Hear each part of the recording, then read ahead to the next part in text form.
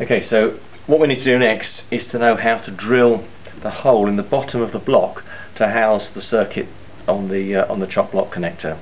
So what we're going to do is use this tool, which is a flat bit. You want one around about 20-22 millimeters in diameter, and we're going to drill a hole in here up until about there, that sort of depth, so that the chock block can be pushed in there.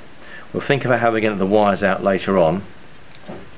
Anyway, the first thing we need to do is to hold this in a machine vise like that, so that the bottom of the block there is at the top and it's parallel, so like that.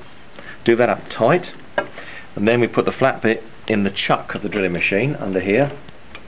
So you'll notice the end of it is hexagon shaped. There's 3 jaws in there, so put it in, tighten it up by hand, make sure it's in there tight, and then take the chuck key from the chain, put it in one of the holes in the chuck itself, and then turn it clockwise so it's tight.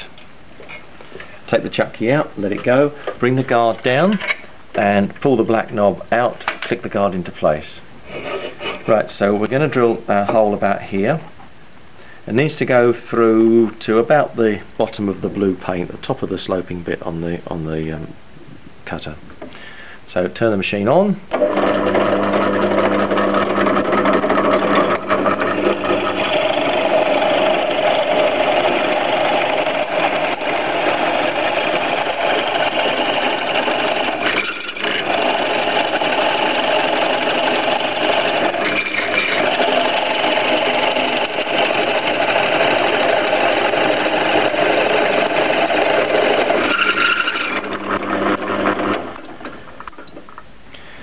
Right, turn the machine off when you're finished. Obviously, all the safety precautions will apply. Long hair will be tied back, safety glasses will be worn, and there won't be any loose clothing. Okay.